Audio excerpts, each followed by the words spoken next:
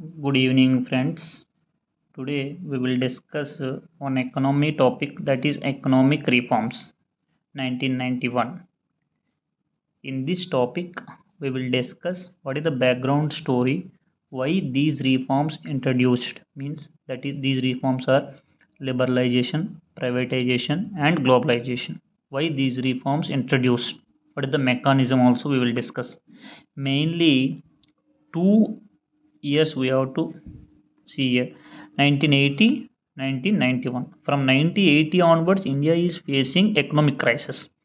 1991 is these reforms introduced, means economic policies were changed.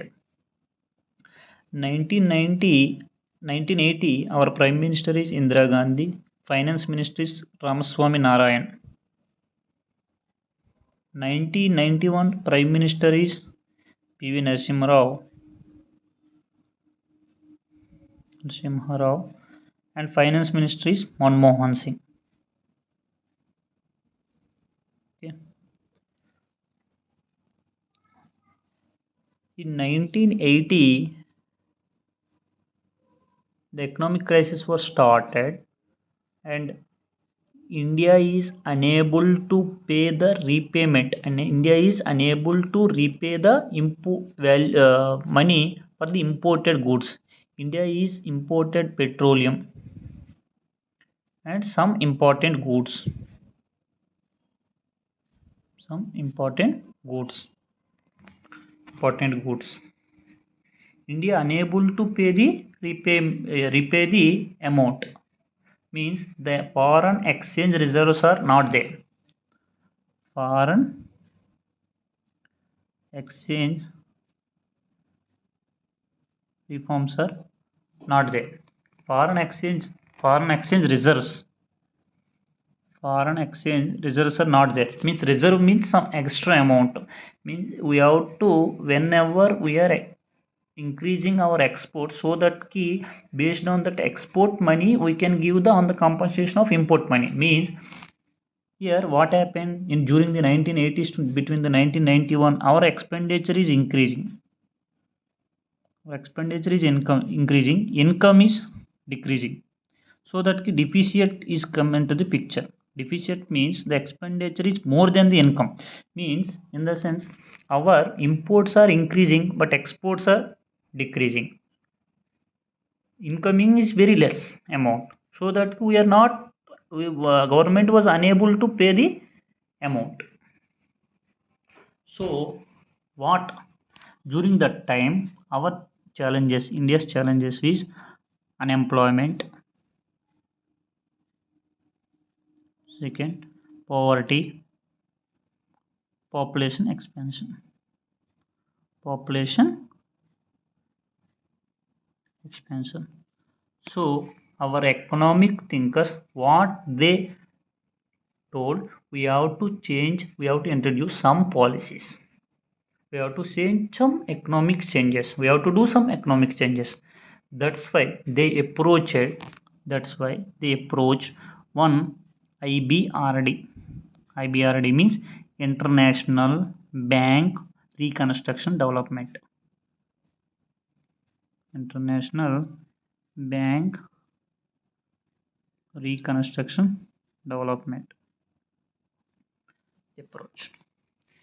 It is also called World Bank. World Bank and IMF. They approached IMF, International Monetary Fund. Both they approached. World Bank headquarters is at Washington DC. World Bank at Washington DC. So what they told, what these people told, $7 billion are required to overcome the our economic crisis loans. So that what they suggested, we have to change some economy policies. We have to change the economy policy, means you have to introduce the private sector in that policy, in that your economy management. Then only you can overcome this problem. So that's why they have changed, they have done some reform policies in the Indian economy. In 1980, economic crisis came. Why?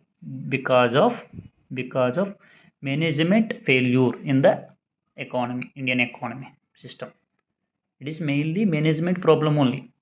When they approached to World Bank and International Monetary Fund, they told that we have to do some reform policies, some changes in the our economic system. So that's why our Indian economy thinkers, they introduced new economy policy by the taking the suggestion from the World Bank and IMF. That is new economy policy, NEP. New economy policy, NEP. It is in the two steps. It is in the two steps. One is stability measure. Second one is strategic measure. Strategic measure.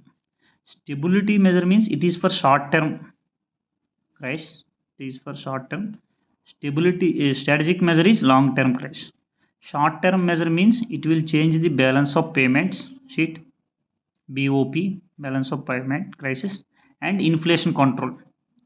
Inflation control. Here the inflation means increases in the prices. When the prices will increase, whenever the demand is more, supply is less. So what the economic thinkers told, means World Bank suggested, we have to control the inflation. And the strategic measure means long term policy. It is a long term. So the government falls under the reforms. Then the government falls under the reform, that is liberalization, privatization, and globalization.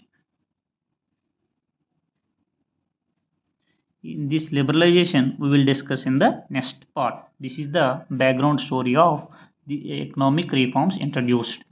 Why economic reforms introduced? Okay, thank you.